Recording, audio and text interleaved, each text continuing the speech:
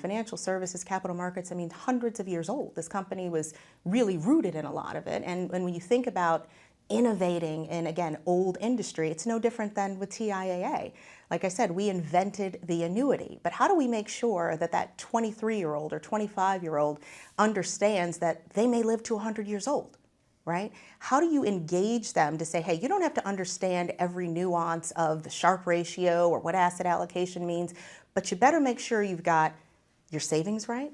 You better make sure you're contributing to your retirement plan. And if your company is matching, do not leave that money on the table. Scratch, claw, whatever. You put up 3% and that company's going to match it. Guess what? You've now got 6%. We can all do that math.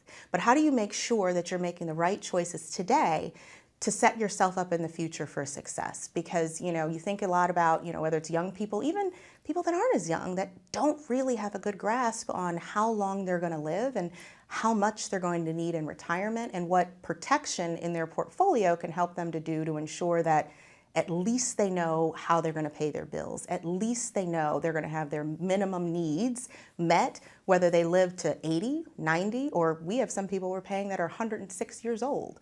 So it's a beautiful, beautiful thing. Exactly. Yeah. To live long and not have to worry about where the money's coming from, I'd sign up for that any day of the week. So you were hired in part because you had this background at an innovative startup.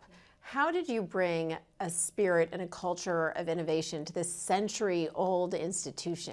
How do you start to change that culture? Woo, it's not easy.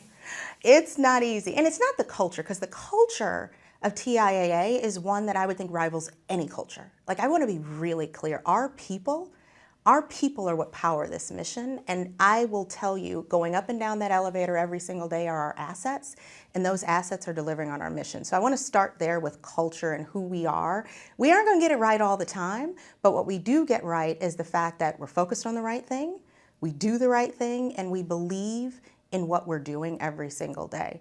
Now, that bureaucracy that comes with big firms, that's a whole different ballgame. And you got to kind of chip away at it, right? Because even people who want to be more entrepreneurial, who want to kind of infuse that entrepreneurial nature into the fabric of it, it's not easy. I mean, you got 15 layers of this and that, and you've got sign-offs and check-ins and 15 PowerPoints for a 12-minute meeting.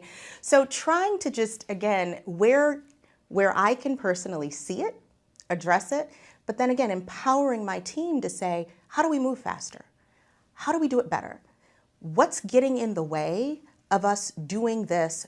Because again, the clock is ticking, right? 45% of Americans aren't saving enough for retirement. So every single day that we're sitting there, presenting on something or sitting in a room looking at each other without an outcome on the agenda, that's time wasted from actually executing and getting to the core of what we're here to do. So once that strategy is set, which we have, once we've got a great team in place, which we do, let's let them run.